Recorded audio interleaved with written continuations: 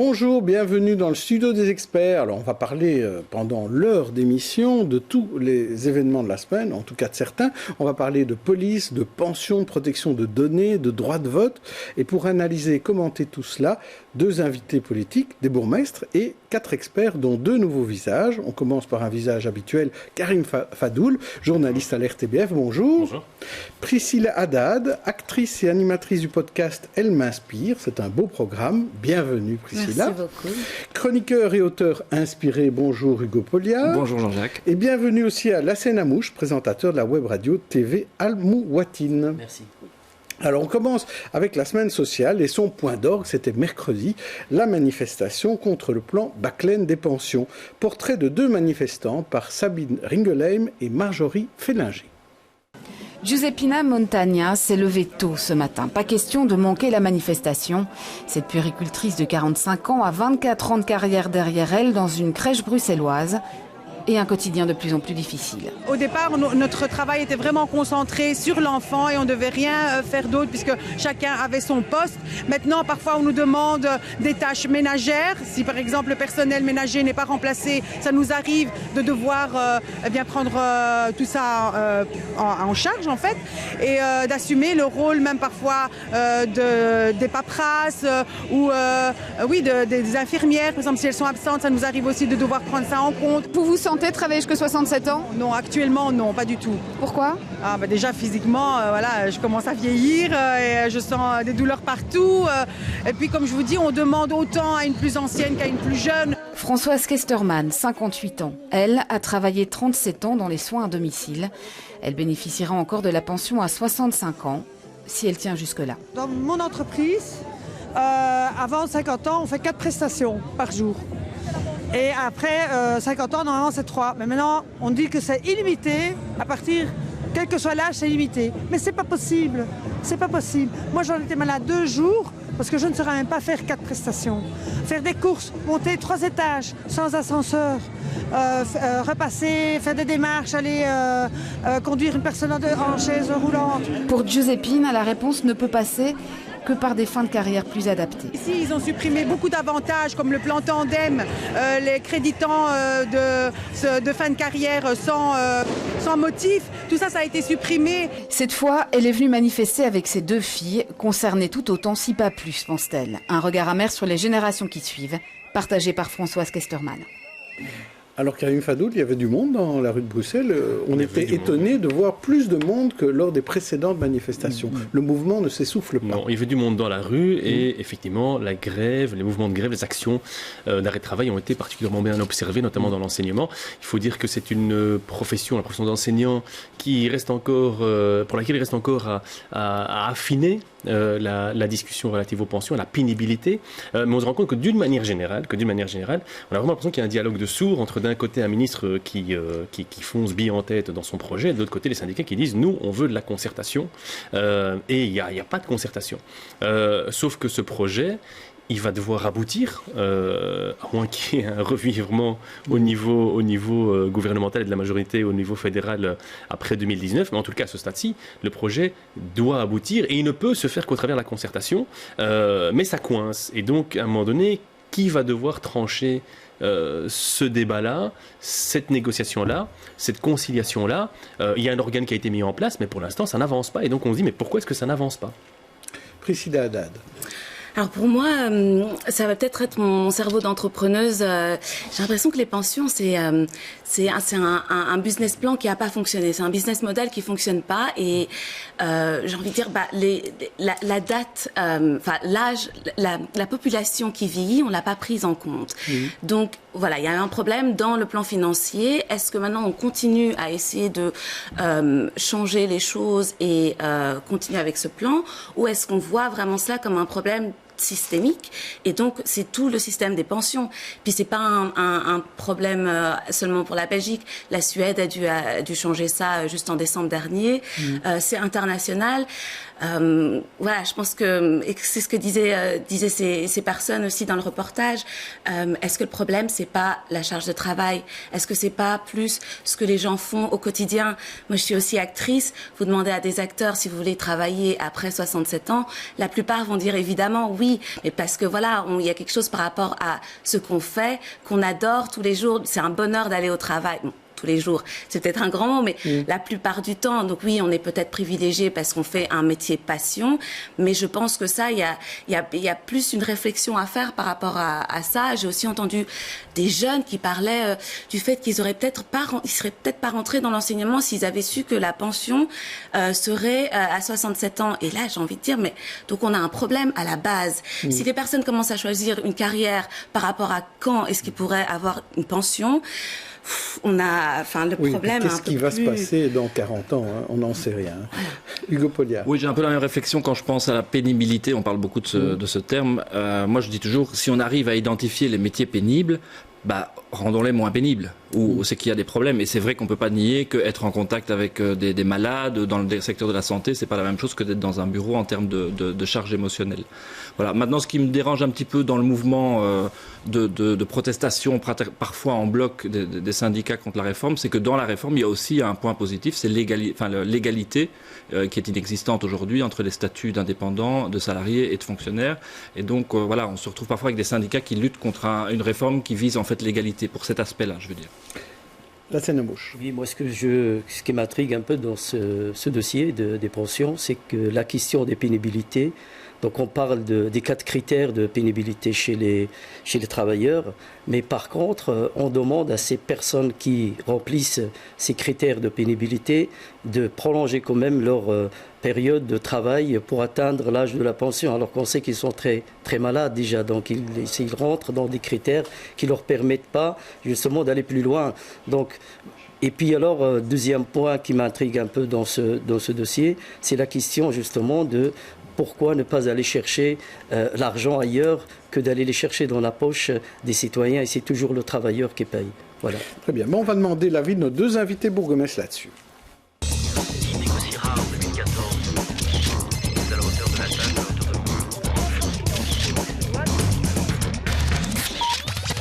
Alors nous avons Boris Didiès, bourgmestre d'Uccle et maire, et à ses côtés Émir Kir, député fédéral PS et bourgmestre de Saint-Josse. Bienvenue à tous les deux. On va commencer peut-être par vous, Boris Didiès. Qu'est-ce que vous avez à dire pour défendre Daniel Bacquelaine quand on voit qu'il y a tant de gens qui se plaignent du plan Bacquelaine dans la rue? J'allais dire qu'il n'y a pas de miracle. Je crois qu'il faut pas raconter des contes de Noël aux gens. On a un régime de pension qui date du siècle dernier. Si on parle juste uniquement des critères de pénibilité, j'ai vérifié, ça date de 1844. Donc, est-ce qu'il est illogique, effectivement, pour préparer l'avenir, justement, des pensions et pas se laver les mains des générations futures, est-ce qu'il est illogique de réformer? Certainement pas, dès lors qu'on sait aussi que l'espérance de vie, elle a fort heureusement augmenté par rapport au siècle dernier de plus de 25 ans. Donc, il n'y a pas de miracle, il n'y a pas de puits sans fond en matière de financement. Et donc, ce sont des réformes qui sont nécessaires pour l'avenir des pensions. Et si je parle plus spécifiquement des critères de pénibilité, ici maintenant, ça va concerner aussi les indépendants, les salariés et les fonctionnaires. Donc il y a des personnes qui ne bénéficiaient pas de ces critères auparavant, qui maintenant vont pouvoir en bénéficier. Donc ça me semble plus juste aussi. Plus juste pour vous, Émir Kir, vous dites qu'il faut revenir à 65 ans, c'est ce que le PS dit. D'abord, je voudrais dire à Boris, pour lequel j'ai beaucoup de sympathie, que voilà, le MR n'avait pas dans son programme de retarder le départ à la retraite à 67 ans, ni d'ailleurs dans le programme de la NVA, ni dans le programme du CDNV, ni de l'OPNVLD. Donc on a menti à la population pendant la campagne électorale de 2014. Et puis on vient avec une mesure qui n'est pas comprise par la population. Il suffit de se promener dans les rues de la capitale le 16 mai dernier, c'était il y a 2 jours. Plus de 80 000 personnes qui étaient présentes. Les gens ne comprennent pas, le départ à la retraite qui est retardé à 67 ans, et puis ils ne comprennent rien du tout à ce pension à point. Moi, j'ai tenu une réunion dans ma commune avec les syndicats et l'administration, avec Etias, qui est venu nous expliquer la réforme Bacquelaine. Eux non plus ne comprennent rien à cette réforme. Aujourd'hui, ce qui inquiète la population, c'est quoi qu'est-ce qu'ils auront comme pension demain dans le cadre de ce projet de Baclaine. Et donc, qu'est-ce qu'il faut faire? Parce que, que les gens ne comprennent pas, je crois que c'est assez clair, c'est assez compliqué et assez complexe. Oui. Non, mais Émir Kier, par exemple, pour vous... On l'aurait invité, il nous aurait expliqué des choses qui sont incompréhensibles, puisqu'aujourd'hui, l'inquiétude de la population était fortement mobilisée, hein. Elle était fortement mobilisée. Je crois que ce que réclament les travailleurs aujourd'hui, c'est de revenir à 65 ans.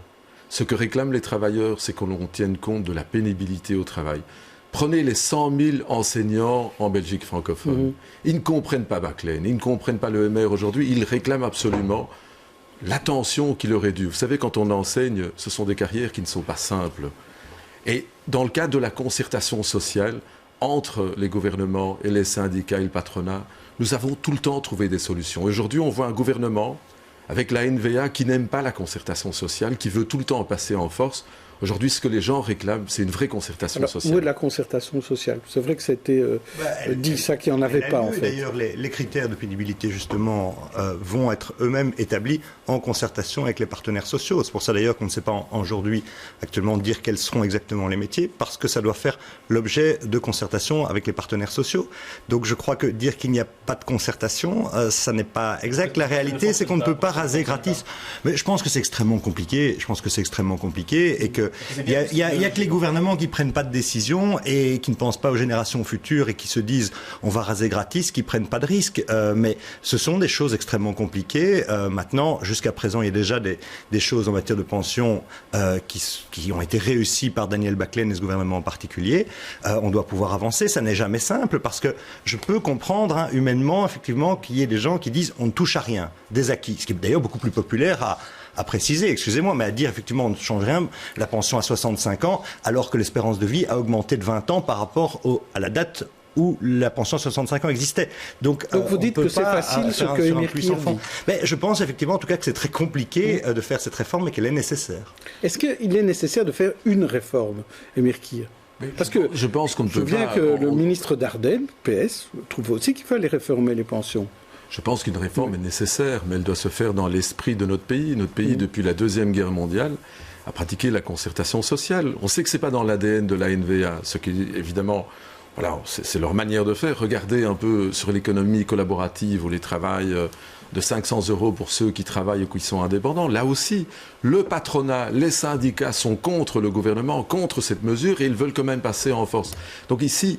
Ce que nous demandons au gouvernement, c'est qu'on tienne compte de la réalité. Aujourd'hui, ce sont les travailleurs qui payent le prix. Le saut d'index, le départ à la retraite à 67 ans. Et puis à côté de ça, contre l'effort, contre ceux qui ont du capital, on va chercher moins. Donc aujourd'hui, ce qui est demandé, c'est qu'il y ait un peu d'équilibre dans ce pays. Mais malheureusement, on voit bien qu'il y a un déséquilibre au niveau de ce gouvernement. Priscilla Haddad. Oui, je ne pense pas qu'on demande le statu quo, et je pense qu'il y a... On demande d'autres réformes. Je pense que c'est très important. Ce qu'on oublie très souvent, c'est que la place des femmes travailleuses, qu'avec ce système de pension, étant donné que les femmes gagnent encore en Belgique un peu moins de 10% que les hommes, que là on a vu récemment les avocates gagnent pratiquement la moitié de leurs confrères avocats. Je pense que ça, c'est des réformes dont on a vraiment besoin. Donc non, je pense pas qu'on se dise oui, 65 ans et on touche à rien. Bien au contraire, je pense qu'on est en train de dire il y a peut-être d'autres problèmes aussi qui sont vraiment importantes à régler maintenant que ajouter 2 ans. Et voilà, les femmes travaillent la plupart du temps à mi-temps et on arrive à la retraite, ce problème perdure. Donc voilà. Émir Kier, vous voulez ajouter quelque chose? Évidemment qu'il faut améliorer la situation, mais ce n'est pas avec ces politiques-là, avec ces manières de faire.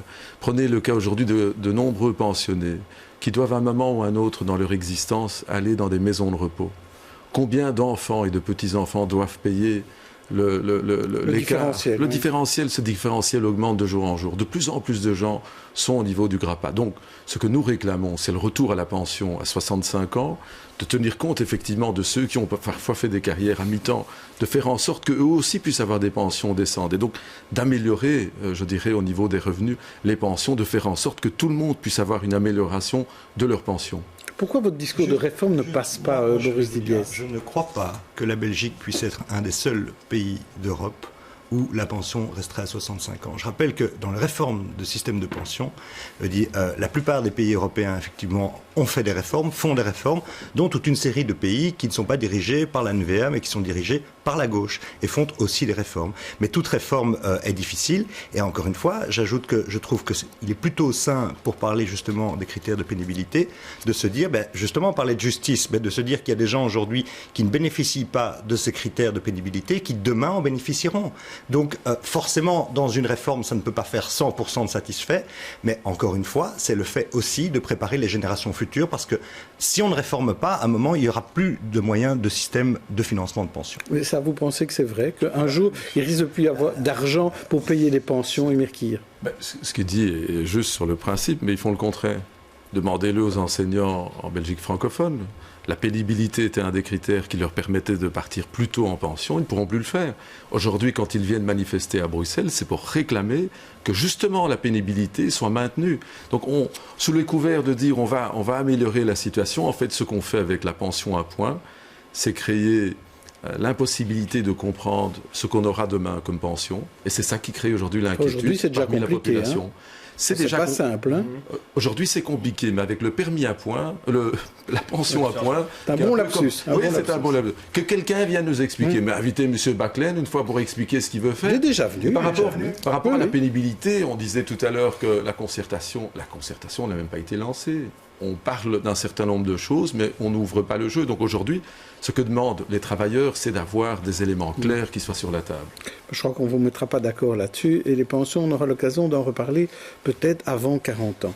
On va parler des opérations de police qui ont eu lieu au parc Maximilien et aux alentours de la gare du Nord. Il y en a eu 2 en fin de semaine. 600 personnes en tout sont concernées. Un reportage de Thomas Dufresne.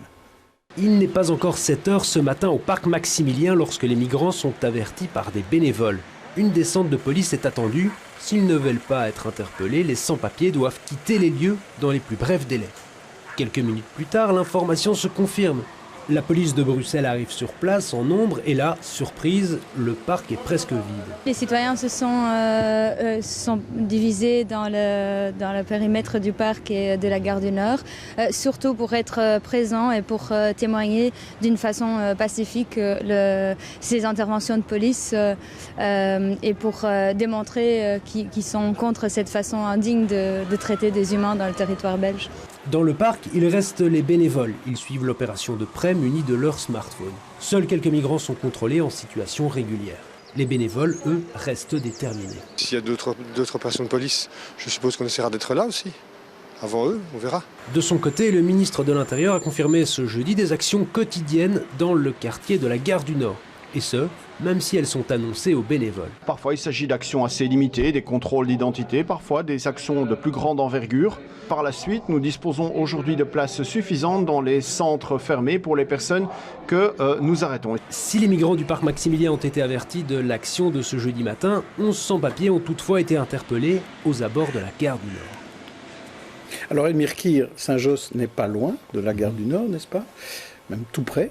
Est-ce que votre police participe, avec celle de Scarbeck, donc Bruno participe à des actions de police maintenant? Ici, on a vu qu'il s'agissait d'actions de la police Bruxelles XL, mais comment ça se passe? Qu'est-ce que vous avez donné comme ligne de conduite à la police locale Avant de vous donner une réponse très précise, je voudrais d'abord dire que ce qui se passe au parc Maximilien, de manière générale, c'est le symbole de la politique de Franken et du gouvernement.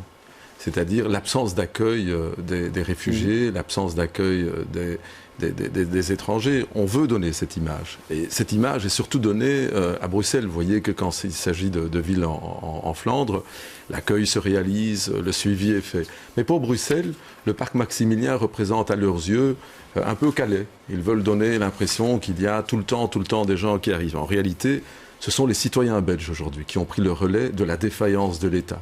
Nous devons remercier la plateforme citoyenne. Et il y en a partout, et dans tous les partis, de tous les milieux philosophiques et religieux. Il y a des gens aujourd'hui qui se mobilisent pour venir en aide à des adultes, à des enfants. Alors, concernant votre question sur la police, c'est Yann Bonne qui a la main, évidemment, en tant que ministre de l'Intérieur. Il peut, dans le cadre de ses compétences, ordonner des actions policières. Au niveau de notre police locale, ce que nous souhaitons à chaque fois, c'est que c'est un travail de proximité qui puisse être fait. Nous voulons éviter, par exemple, les incidents au moment de la distribution des repas, tant aux abords de la gare du Nord que parfois dans le parc Maximilien. De la même manière, au moment de la fermeture de la gare, éviter des problèmes. Il y a des contrôles aussi qui se font. Mais ça, je le dis à tout le monde. Les contrôles se font aussi bien pour les Belges, pour les étrangers, pour tout un chacun.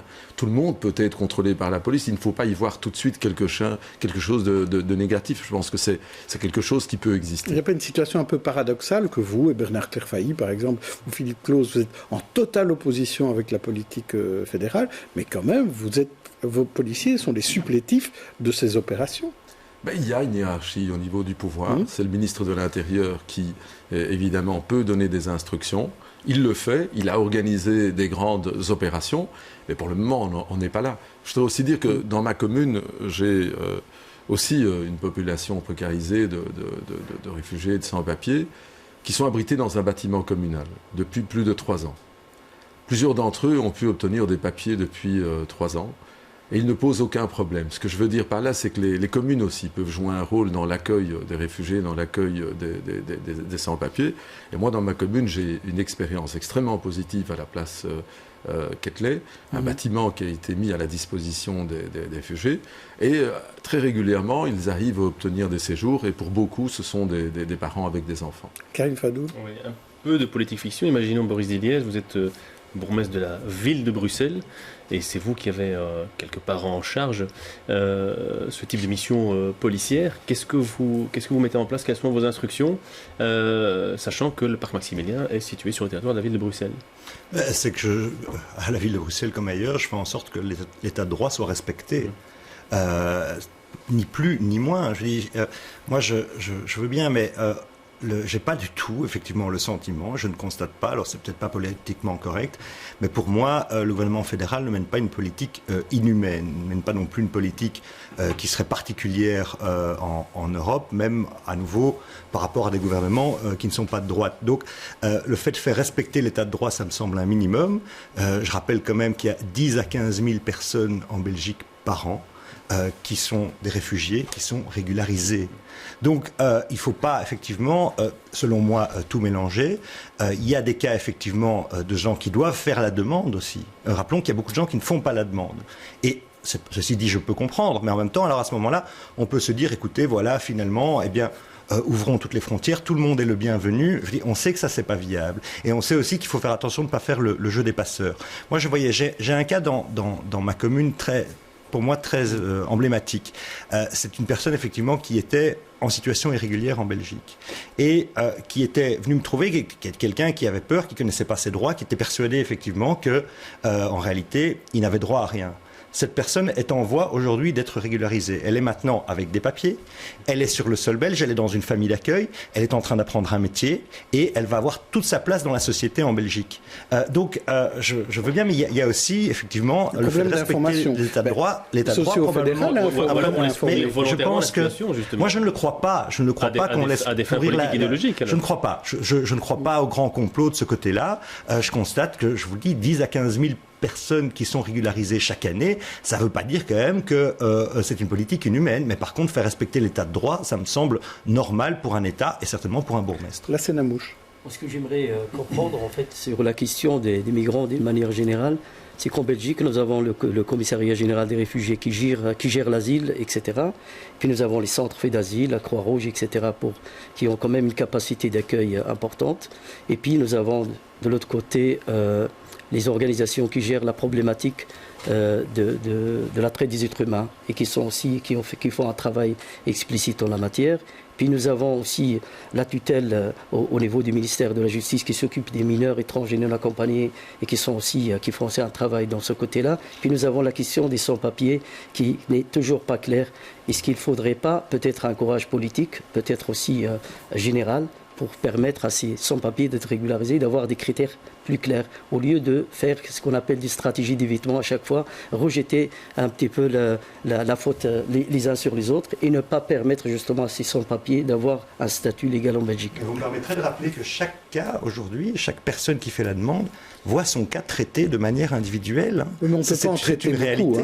La réalité, c'est qu'on ne peut pas en traiter beaucoup à la fois. Mais le problème, c'est que si vous avez des personnes sur le territoire belges qui sont là sans papier, qui n'entreprennent aucune démarche, je veux dire, on ne peut pas les considérer de la même manière que les personnes qui entreprennent les démarches. Est-ce que vous êtes en train de dire que toutes les personnes qui se trouvent au parc Maximilien et à la gare du Nord n'ont pas fait les démarches? Je n'en sais rien. Je n'en sais strictement rien. Alors pourquoi cette situation est encore là? C'est ça ma question. Et alors, et la crise des migrants, ça fait près de 3 ans maintenant. Oui, et je fais partie de beaucoup de plateformes citoyennes. 2,50 € en tant qu'acteur, ça a été lancé et on a énormément de personnes qui se mobilisent tous les jours. C'est vraiment incroyable. Personnellement, j'habite à Uccle, c'est quelque chose que j'ai du mal à aller là-bas moi-même et à aller pouvoir aider. J'avoue, c'est une de mes grandes faiblesses parce que j'ai peur de me confronter à la réalité et au quotidien de ces personnes. Maintenant, si vous me permettez, sur la plateforme, il y a une jeune étudiante, Adriana Costa, qui a écrit un texte qui, je pense, résume ce que pensent énormément de citoyens et surtout tous ceux qui sont dans la plateforme. Est-ce que je pourrais vous le lire? Oui, si c'est pas trop long, bien sûr. Non, c'est pas long, je le lis. Allez-y. Un jour, après 12 jours d'isolement pour écrire mon mémoire, je suis arrivée au parc Maximilien pour une distribution de sacs de couchage. Ce jour-là, après ne pas avoir vu d'être vivant pendant 2 semaines, j'ai vu 500 personnes qui habitaient ce parc, oubliées par tous ceux qui, comme moi, avaient d'autres choses à faire. Ce jour-là, je me suis rendu compte du danger de propagation des discours de peur et d'intolérance quand on ignore la réalité. Les jours suivants, j'étais témoin de conditions déplorables que l'État imposait à ses enfants de l'ombre. Je ne parle même pas des cartons de parterre, de l'insalubrité des endroits les plus safe, car plus loin des regards, du manque d'eau, de toilettes, de chaussures, de bouffe, de dignité.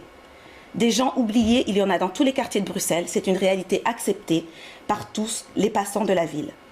Ce qui révolte, choque, blesse le plus n'est pas l'oubli, mais la cible de violence et abus cautionnée par une politique lâche et populiste. Les jours suivants, j'ai rencontré les filles du parc, des femmes guerrières qui souffraient des violences genrées, qui ne pleuraient jamais, qui me demandaient avec insouciance de ne pas m'inquiéter, mais de prier pour elles. Des jeunes filles avec la peur dans le regard, des filles qui rigolaient et me disaient « normal », des femmes âgées avec un calme impressionnant. Les jours suivants, j'ai regardé des silhouettes mystérieuses cachées dans les sacs couchage pour en voir sortir des enfants. Les jours suivants, j'ai vu des hommes réveillés à coups de pied, ces mêmes silhouettes inconnues. J'ai vu des adolescents se faire tabasser dans les coins sombres du parc. J'ai vu 3 policiers devenir 20, puis 100, accourir depuis les 4 coins du parc comme une chasse à l'homme, comme la guerre. Je ne sais pas, je n'ai jamais vécu la guerre. Un jour, j'ai constaté la terreur psychologique provoquée par ces rafles. J'ai vu des garçons et des filles dormir debout contre les murs du parc, prêts à partir en courant pour sauver leur liberté. Un jour, j'ai vu les traces de fatigue sur des visages connus. J'ai vu les traces de la violence physique et de la terreur psychologique dans les corps de ceux qui n'ont pas de droit dans le monde. Des poignets cassés, des kilomètres parcourus à pieds nus pendant la nuit, des gamins qui haussent les épaules, le fameux normal. Non, c'est pas normal. Un jour, j'ai eu peur pour quelqu'un que je ne connaissais pas. J'ai peur de frustration, j'ai enragé, d'impuissance. Pour tout ça, encore un jour, j'ai promis de ne jamais me taire. Je n'ai aucun super pouvoir, je n'ai pas grand-chose. Toutefois, comme nous tous, je peux parler, dénoncer, raconter, crier au monde que ce n'est pas juste, que l'humanité mérite mieux, que nous défendons nos valeurs et nos solidarités jusqu'à ce que notre voix soit entendue. Au nom de tous ceux qui ont perdu leurs droits et qui sont devenus la cible d'une violence d'État qui ne s'arrête pas à la décence et à l'exemple de ses citoyens. Merci à tous d'être cet exemple dont le monde avait besoin. Merci d'avoir fait valoir des droits pour défendre ceux qui n'en ont pas. Alors Boris Didier, c'est difficile évidemment de répondre à ça parce que c'est de l'humanité pure. Là. Comment est-ce qu'on joint l'état de droit à l'humanité? Je comprends parfaitement ça, mais le problème, c'est que c'est pas si facile que ça. Et ici, effectivement, on entend un texte fort bien écrit et qui est extrêmement touchant, mais qui semble dire, mais enfin, un peu plus de générosité, accueillons la terre entière, faisons le jeu des passeurs du monde entier en disant que tout le monde est le bienvenu. Parce que la réalité, c'est que quand vous accueillez quelqu'un, il faut effectivement être en mesure de bien l'accueillir. Or, aujourd'hui, il y a des centres d'hébergement, ils sont là, ils existent, c'est une réalité. Mais vous avez toute une série de personnes qui, pour les raisons que l'on sait, ne veulent pas aller dans ces centres d'hébergement. Donc, je crois que c'est aussi un peu caricatural de dire, voilà, si effectivement il y a des gens, et c'est évidemment la misère humaine, je le sais bien, mais dire, voilà, c'est parce que c'est ce gouvernement inhumain, ces méchants de droite qui ne veulent pas effectivement tendre la main et que les généreux sont ailleurs, ça, excusez-moi, on a parlé de lâcheté, je pense que la lâcheté, elle n'est pas là. Il faut à un moment effectivement prendre ses responsabilités, ce gouvernement-là prend ses responsabilités, mais on n'est pas dans un monde de bisounours et on ne doit pas faire le jeu des passeurs en expliquant ce qui serait faux, qu'on peut effectivement accueillir toute la misère du monde. Ça n'est pas possible. Est-ce qu'on fait le jeu des passeurs, Émir Kir? Non, on ne fait pas le jeu des passeurs. Je crois qu'on est purement égoïste. Hein. Il suffit de regarder la télé, ce qui se passe en Afrique, ce qui se passe au Moyen-Orient. Ils vivent la misère, ils vivent des tragédies humaines. Les gens fuient la mort, les gens fuient des véritables tragédies. Et quand ils viennent chez nous, trouvez-vous normal qu'ils soient accueillis dans un parc? Trouvez-vous normal qu'il y ait si peu de moyens qui sont mis à leur disposition? Regardez la politique de Franken depuis qu'il est là. Il présente souvent l'étranger comme quelqu'un qui ne respecte pas les règles, qui est dans l'abus. On parle très facilement d'eux comme des criminels. On veut les expulser du pays. Et prenez la récente décision qui a été prise il y a quelques jours. On va enfermer dans les centres fermés maintenant des enfants. Alors que la Belgique a été condamnée à de nombreuses fois par la Cour européenne des droits de l'homme. Même des enfants, ils veulent les enfermer derrière avec des barrières. C'est ça, Franken, et c'est ça, ce gouvernement. Et alors, continuer ici à dire qu'en réalité, nous voudrions accueillir tout le monde. Non, chacun doit prendre sa part. Aujourd'hui, la part n'est pas prise. Quand nous étions au pouvoir, il n'y a jamais eu de parc Maximilien. On a tout le temps travaillé avec le secteur associatif, tout le temps travaillé avec des centres, et on a évité cette image. Mais il n'y avait pas eu le démembrement de Calais non plus à ce moment-là. Il y a aussi peut-être des causes extérieures qui sont intervenues. Et le conflit syrien, il y a 3 ans. Objectivement, ce qui s'est passé... Il y avait moins de régularisation. Regardez un peu les chiffres d'ouverture. Et surtout, regardez... Attendez. Regardez... Terminez. Je peux vous assurer d'abord qu'il n'y a jamais eu de campagne collective au cours du passé. Ça a toujours été des dossiers individuels avec des critères. Mais c'est sur les critères, justement, que Franken a joué. Il a mis des critères beaucoup plus difficiles à rencontrer pour les réfugiés ou pour les étrangers. Et il a mis des obstacles financiers. Pour introduire un dossier, il faut déjà beaucoup d'argent. Et donc, c'est au niveau des procédures que Franken met les verrous. Et c'est pour ça qu'on retrouve de plus en plus de gens qui sont dans la rue. Donc, effectivement, Franken n'a pas une politique humaine, c'est une politique de rejet de l'immigration. Oui. Un dernier mot de conclusion, Hugo Polliard. Mais moi, je me souviens de l'époque où on utilisait un coussin pour faire taire les réfugiés ou les étrangers qu'on faisait expulser. Donc, je ne sais pas si tout est si dramatique aujourd'hui par rapport à ce qu'on faisait dans le temps quand d'autres étaient au pouvoir. Donc, il faut un peu relativiser aussi la situation. On parle du temps où nous étions aussi au pouvoir, ce n'était pas un ministre socialiste, je tiens à le dire. Vous savez, j'étais dans un avion un jour, et au même titre que de nombreux Belges, je me suis indigné face au traitement qu'on faisait à une Nigériane. Il y a 2 ministres de ce gouvernement, M. Franken et M. Yambon, qui ont porté plainte contre moi. J'ai été répondre à la police, la même police qui a fait ça, c'était la police aérienne de Zaventem, j'ai été répondre. Finalement, le dossier a été classé. Vous voyez les politiques d'intimidation de ce gouvernement. Quand vous défendez des gens qui vivent l'indéfendable, on vous fait des procès dans ce pays. Ça, c'est la NVA et c'est ce gouvernement qui soutient la NVA. On va essayer d'un peu avancer dans notre émission et peut-être mettre un peu de légèreté avec la rubrique tête d'affiche. Je vous propose à tous les deux une galerie de portraits. Alors, ils ont fait l'actu, à vous de choisir celui ou celle qui vous inspire. On va commencer par vous, Émir Kir. Il y a d'abord Samuel Asselhorn, le chanteur allemand qui a remporté le concours Anne-Elisabeth, la présidente du jury de Cannes, la féministe Cate Blanchett, le nouveau régent de la Banque nationale Cédric Frère, ou alors Hakima Darmouche qui quitte le 19h pour diriger la culture à l'RTBF. Alors qui choisissez-vous? Samuel, Kate, Cédric ou Hakima? Je vais choisir Hakima. Elle a une belle carrière, c'est une belle progression et maintenant elle va s'occuper de culture à la RTBF, c'est bien aussi. Parfait. Alors vous, Boris Diliès, je vous propose 4 autres portraits. On va commencer par Netta Basilal, la chanteuse israélienne victorieuse à l'Eurovision, William Vance, le dessinateur de 13 décédé à 82 ans, la jeune mariée et actrice Meghan Markle, ou le nouveau patron de l'exécutif musulman, le turcophone Mehmet Oustoun. Alors qui choisissez-vous? Netta, William, Meghan ou Mehmet? Alors, je prends la vainqueur de l'Eurovision. Parce que je trouve qu'elle a l'air d'avoir beaucoup d'humour et puis beaucoup de talent, et je trouvais que c'était une prestation original. Et voilà, donc je trouve que c'était bien. Voilà. Donc, Alors il y a eu pendant la semaine aussi, je voudrais vous montrer, mais ça c'est pour Émir Kir, une photo qui a fait du bruit et qui a valu des excuses à Djamal Ikazban, votre le collègue député bruxellois, en l'occurrence du PS. Vous étiez à ses côtés sur cette photo, Émir Kir. Alors il a fait le signe de 4 doigts et on a dit que c'était le signe des frères musulmans. Il s'est excusé après. Vous étiez à côté de lui. Est-ce que vous vous êtes rendu compte qu'il faisait ce signe-là? En fait, on était dans un rassemblement extrêmement important. C'était évidemment pour dénoncer les massacres qui ont eu lieu en Palestine. Et je pense que c'est vraiment quelque chose qui a marqué toute l'opinion publique. Et il y a eu un rassemblement spontané. Il y avait énormément de monde. Et je pense que l'heure était au recueillement et à l'indignation. Et je pense qu'aujourd'hui, tout le monde attend partout, pas simplement des condamnations de ce qui a été fait, mais aussi des actes pour que ça ne se reproduise plus jamais. Alors, sur le signe, on sait que Jamal est un garçon particulièrement engagé, je dirais, dans beaucoup de dossiers, et notamment lui aussi en faveur, je dirais, des droits des Palestiniens. Il s'est exprimé, je pense qu'il a dit clairement qu'il ne faisait pas partie de la confrérie des musulmans et qu'il regrettait son geste. Je pense qu'il faut la confrérie des frères musulmans. De la confrérie des frères musulmans, il faut l'avoir écouté. Donc moi je pense que c'est classé.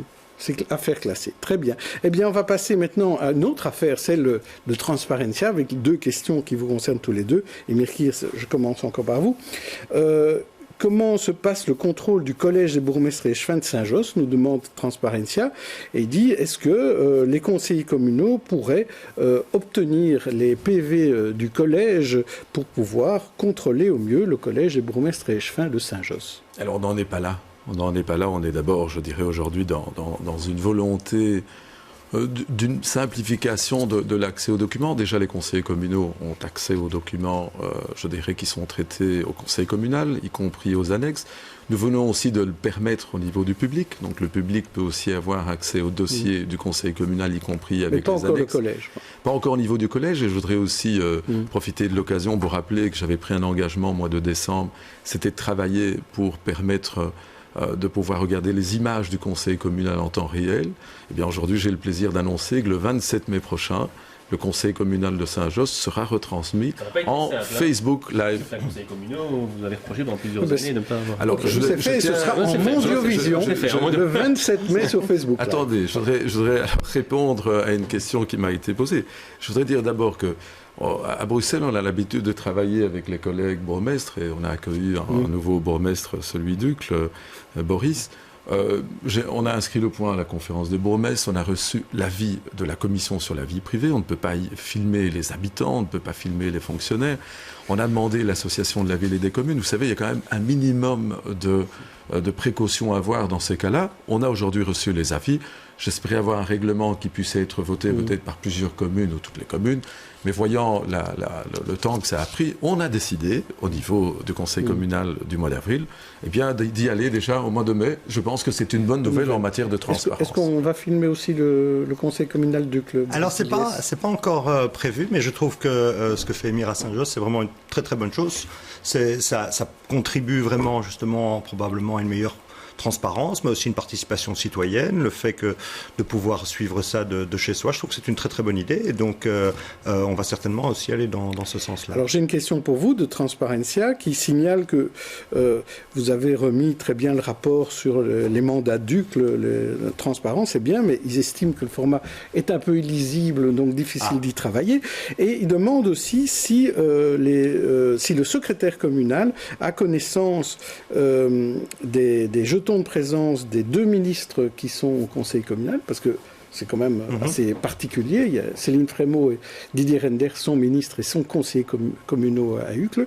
Et est-ce qu'avec ces jetons de présence, est-ce qu'ils ne risquent pas de dépasser les 150% de rémunération habituelle, le plafond? Est-ce que la commune contrôle cela, comme vous le faites pour les bourgmestres et Vous avez d'une part la commune qui contrôle, dans le cadre effectivement de ministres régionaux, vous avez la région, pour le fédéral il y a la Cour des comptes, donc tout ça effectivement aussi est vérifié, quel que soit d'ailleurs le statut des membres du conseil communal. communal. Donc, a priori, il n'y a effectivement pas de différence. À votre connaissance, tout ça est bien contrôlé. Merci. Passons à notre sujet suivant, sur le vote des étrangers. Il y a 300 000 Bruxellois qui ne voteront peut-être pas au communal. En fait, ils sont étrangers et doivent s'inscrire s'ils veulent avoir leur mot à dire aux élections d'octobre. Un reportage de Valérie Leclerc et Marjorie Fellinger. Hussein est libanais, il est en Belgique depuis plus de 5 ans et il vient de s'inscrire pour pouvoir voter aux prochaines élections communales. C'est très important que je puisse donner ma voix et participer ici au vote en Belgique. Avec d'autres citoyens étrangers, il participe à une séance d'information sur les communales avec une interprète en arabe. Tous se sont inscrits via les associations, objectif est lire et écrire. En effet, depuis 2000, les ressortissants étrangers issus de l'Union européenne ont le droit de vote au communal, un droit élargi aux étrangers hors Union européenne depuis 2006, à condition pour ces derniers de résider depuis au moins 5 ans en Belgique. L'idée, c'est d'informer les personnes d'origine étrangère qu'elles sont en droit de voter. Bien souvent, elles ignorent cette information. Juste à côté, le même atelier en langue française. Le collège, c'est qui? Le bourgmestre des échevins. On voit principalement qu'est-ce que peut faire la commune, qui sont les gens pour qui on vote et comment on vote. Ici, certains sont étrangers, d'autres ont la nationalité belge. La plupart ont déjà voté. Ils veulent en savoir plus sur les enjeux du prochain scrutin. J'ai pas la nationalité belge, mais j'ai déjà voté. C'est important. Toujours les informations, ils sont bienvenus. Lors des dernières communales, 9,27% des citoyens étrangers européens ont voté, 6,47% des non-européens. La région travaille notamment avec l'associatif pour changer la donne. C'est sûr qu'il y a un manque d'informations et c'est pour ça que la région met en place des actions pour la sensibilisation des non-belges à Bruxelles. Attention européens ou non-européens, pour les élections communales du 14 octobre prochain, les ressortissants étrangers doivent s'inscrire dans leur commune avant le 31 juillet. Alors Boris Didier, est-ce que vous allez dans la commune essayer de pousser les étrangers à voter au communal? Oui, on va pousser. D'ailleurs, je trouve que l'initiative que prend la région à ce sujet est très bonne et nous, à Uccle, on s'y associe pleinement. On va organiser des séances d'information, donc les gens vont recevoir par courrier des invitations aux séances d'information, des informations sur la manière de procéder pour s'inscrire. Donc oui, on va faire un travail important là-dessus, mais ça reste, malgré tout, on le voit, ça reste compliqué. Je pense qu'il faut informer encore et plus et toujours, mais je le vois par exemple, même si je prends que ce soit les Européens ou les non-Européens, dans ma commune par exemple, sur les Français, il n'y a que 3% qui s'inscrivent aux élections communales, donc malgré tout, il y a vraiment un travail là que peut et que doit faire la commune en matière d'information. Chez vous, Émir, il y a tellement de nationalités à Saint-Josse, comment vous faites? 152 nationalités, très, très exactement. Je pense qu'effectivement, tout comme ce qui vient d'être dit, la région a pris une bonne initiative et nous allons dans la même direction. Nous aussi, nous avons pris des mesures pour faire connaître la possibilité pour les Européens et non-Européens de voter.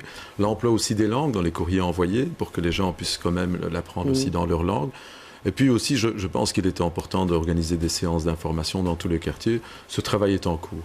Alors, en matière de grosses communautés, les Français à Uccle, les Turcs à Saint-Josse, les Bulgares, oui, c'est vrai. Chez nous, les communautés les plus importantes actuellement, c'est bulgares, roumains. Et puis, étonnamment, on a une montée en force des Français, des Espagnols, avec l'installation évidemment des 2 tours européennes. Ça bouge. Donc il faut s'intéresser à eux, quoi. Justement, est-ce que c'est ma question, est-ce que c'est électoralement rentable et intéressant, les Français, par exemple, les Bulgares, les Roumains chez vous? Ça dépend évidemment de ce que vous voulez dire par rentable. Mais électoralement rentable. Électoralement, oui. Oui. Mais je pense que c'est pas simple. S'agissant par exemple des Européens, il y a parfois un certain détachement par rapport à une municipalité dans lesquelles ils vivent, et donc il y a un travail parfois plus difficile avec les Européens. C'est mieux conscientisé que ceux qui seraient non-européens. Oui, mais par rapport aux non-européens, ils sont, je ne sais pas quel était le chiffre qui était donné tout à l'heure, mais ce n'est pas les mêmes règles. Un Européen, s'il est inscrit sur le territoire, peut tout de suite être inscrit sur une liste électorale. Un ressortissant non-européen doit être dans d'autres conditions, au moins être résident depuis 5 ans, donc ce n'est pas tout à fait les mêmes conditions. Et puis je pense que par rapport aux Européens, c'est pas tout le temps simple de les intéresser à l'échelon local. Alors pour le faire, évidemment, nous avons pris des initiatives en ayant aussi, je pense qu'il est important aussi que dans les listes, il y ait des candidats. Je crois que vous avez jumelé Saint-Josse avec une ville en Roumanie. C'est une manière finalement d'attirer peut-être ces gens à s'inscrire. Alors on a aussi jumelé la commune avec Tanger au Maroc, avec Eskişehir en Turquie, et récemment avec le 5e district de Bucarest. Et c'est vrai que par rapport à la Roumanie, on est en avance par rapport aux autres communautés où nous avons décidé de travailler à l'international. Et grâce à cet échange culturel, effectivement, les Roumains qui se trouvent sur le territoire se sentent encore mieux à Saint-Josse. Ils viendront tous à Saint-Josse. Alors Priscilla, vous voulez ajouter quelque chose? Oui, j'ai vécu longtemps à l'étranger, j'ai à chaque fois voté. Et je pense que ça vient du fait que je suis belge et que c'est obligatoire. Et donc c'est dans mon ADN d'aller voter et de me renseigner automatiquement dès que je sais qu'il y a des élections lorsque j'habite à l'étranger. Et donc je trouve que c'est important d'aussi se demander pourquoi est-ce qu'ils vont pas voter. Une des raisons que j'ai entendues, c'est parce que du coup ça devient obligatoire. Et par exemple... Ils ont peur de cette obligation. Ils ont peur de cette obligation. Donc, est-ce qu'on ne pourrait pas voir si on ne pourrait pas installer un système qui fait que quand ils s'inscrivent une fois, et ben, à chaque fois, il faut se réinscrire, histoire que surtout nos chers amis... Non, mais en fait, tout ce qu'on veut, c'est inciter les gens à aller voter. Nous, Belges, on est nés comme ça. On est habitués, on va voter, point barre. Mais par contre, les Français, je suis désolée, j'ai vécu longtemps en France, le droit de vote, c'est autre chose. Et donc, ils ont besoin de cette liberté. Je pense qu'en plus, s'ils sont une majorité d'étrangers, c'est important d'essayer de voir. C'est quoi notre but ici? C'est qu'ils aillent voter. Oui, qu'ils participent à la vie citoyenne. Je voudrais apporter une petite précision. Vous avez raison de dire, notamment par rapport aux Français, qui est un des peuples les plus abstentionnistes d'Europe. C'est vrai, quand on leur parle, ils ont effectivement des réticences par rapport à cette obligation, alors qu'ils sont installés ici, paient leurs impôts ici, et voilà. Et donc, manifestement, ils sont dans la démarche de rester. Mais là aussi, de nouveau, il y a un problème d'information, parce qu'en réalité, contrairement à un Belge, un Français, par exemple, qui s'inscrit pour aller voter, lui peut se désinscrire, en réalité. Il a cette capacité. Mais on le sait peu. C'est-à-dire qu'il pense effectivement qu'à ce moment-là, il tombe sous le joug de l'obligation comme un Belge. Or, le Français, ou un autre, bien entendu, eh bien, lui, par contre, peut ensuite retourner et dire, eh bien, désinscrivez-moi. Ils ont plus de droits que les Belges. Mais on le sait peu. Alors, Hugo Polliard, vous voulez ajouter quelque chose? Oui, je trouve ça bien que les étrangers européens et non-européens puissent voter, mais je trouve qu'on devrait aussi les impliquer plus, parce que c'est pas simplement le vote.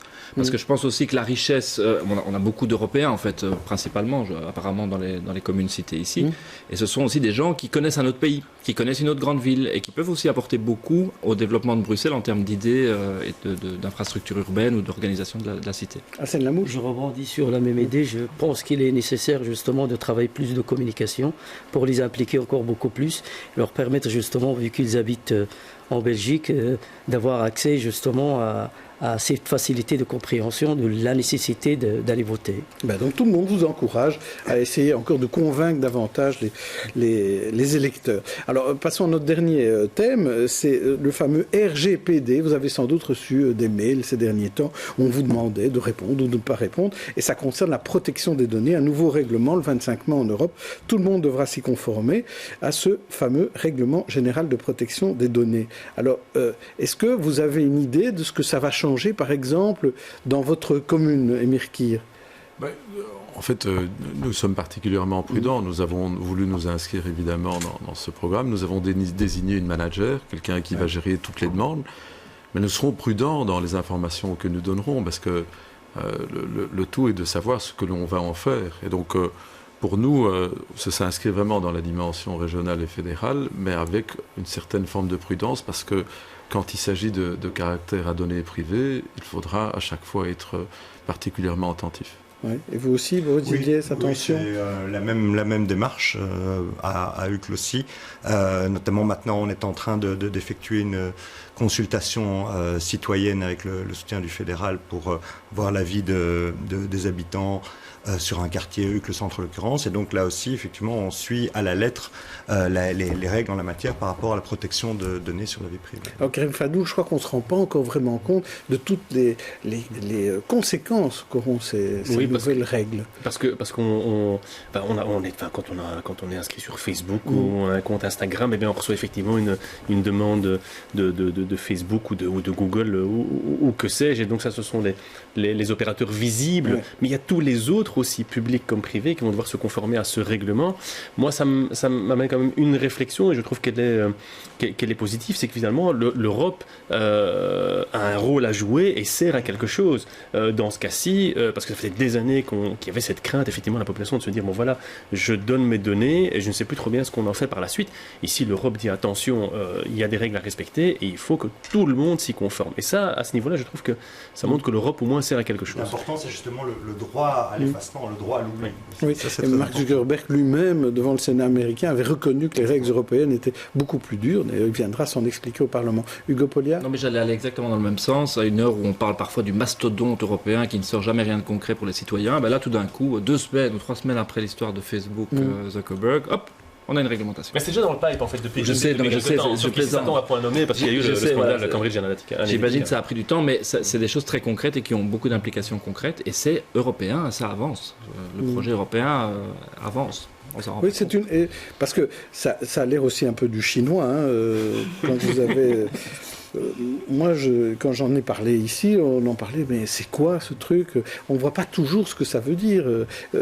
Comment rendre ça peut-être de manière un peu plus grand public, Boris Didier ? Est-ce que ça fait partie du boulot de l'information de la commune, d'avoir ce côté... On dit toujours les communes, c'est la proximité. Donc, quelle est la proximité que vous allez avoir sur ce genre de dossier par rapport à une décision européenne ? Ce qui est certain, c'est qu'on demande beaucoup aux communes et qu'on demande aux communes d'informer sur beaucoup de choses. Ça, c'est certain, on vient de le voir. Mais je pense que ce n'est pas le rôle essentiel de la commune, mais la commune doit s'inscrire dans la chaîne d'information en la matière. Donc nous, on va le faire effectivement via notre site internet et notre présence sur les réseaux sociaux, parce que ça va dans la bonne direction, parce qu'on est tous effectivement quand même d'abord attachés quand même à notre sphère, si je puis dire, et ça fait quand même longtemps qu'on voit bien que ça part dans tous les sens. Donc je crois que ça va aussi être pas simple à mettre en pratique, mais en tout cas au moins il y a un plan très concret sur la table, donc je crois que ça va dans la bonne direction. Il y a aussi le fait, même si c'est pas directement lié, mais c'est vrai que on est souvent surpris de voir que par exemple on fait une recherche sur Google en se disant tiens je veux aller faire un voyage là, et puis qu'on passe sur Facebook et que dans les 3 minutes qui suivent on voit une publicité en lien avec la recherche qu'on a fait sur Google. Là par contre je ne sais pas encore comment on va faire pour résoudre ce type d'intrusion, mais ce qui est certain, c'est qu'ici ça va déjà dans la bonne direction, et notamment ça devrait faire en sorte aussi de limiter le spamming. Vous avez l'impression parfois d'être suivi sur Internet, Emerkier ? J'ai récemment reçu, je crois que c'était il y a quelques jours, encore une demande de Facebook si j'acceptais de nouvelles conditions. Alors dans mon smartphone, évidemment, c'est écrit en tout petit, et je me suis dit, ils sont certainement encore occupés à trouver une entourloupette pour pouvoir avoir accès à nos données. Non, je pense que sur le Facebook et Instagram et tout le reste, je pense que le Parlement européen, il est bien parti sur ce plan initial. Il devrait intégrer aussi les réseaux sociaux, parce que on devient véritablement des clients potentiels à tout moment de notre vie, et la vie privée aujourd'hui finalement elle est un peu plus publique qu'hier, et donc il faudrait protéger les habitants, protéger les citoyens davantage. Alors le mot de la fin, Priscilla Andrade. Oui, je pense que c'est une très très bonne initiative, bien entendu. Par contre, j'aimerais qu'on reste vigilant par rapport à... Enfin, que ça ne devienne pas l'arbre qui cache la forêt, parce qu'il y a énormément de problèmes encore avec Internet. Et bravo, l'Europe, c'est super, c'est déjà une grande avancée. Mais n'oublions pas, maintenant, par exemple, une des réglementations par rapport à ça, c'est que sur les sites d'alcool, etc., il faut cocher une case en disant qu'on a effectivement l'âge de la majorité pour boire. Oui, mais n'importe qui peut cocher, et c'est pareil pour les sites pornographiques. Et j'aimerais qu'on garde quand même la discussion ouverte, et qu'il y ait plus d'avancées au niveau du cyberbullying, qui est énorme. Oui, la protection des data, c'est très important, et ça a été utilisé à très mauvais escient. Nos données sont vendues. Il y a des reconnaissances faciales qui sont utilisées vraiment très dangereusement, qui permettent de continuer à perpétuer un racisme, une xénophobie.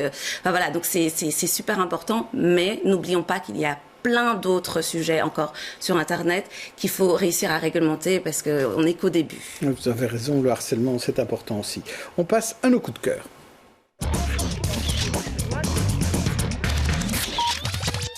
On commence avec vous, Karim Fadoul. C'est mon côté années 80. Oui, allez-y. C'est quoi les années 80 pour vous?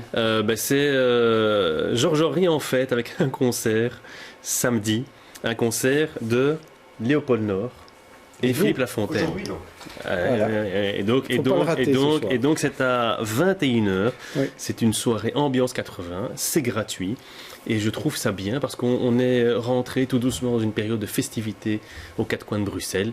Et donc si on peut pointer cet événement-là, c'est sympa. Très bien. On sent qu'il vieillit. Je prends de l'âge.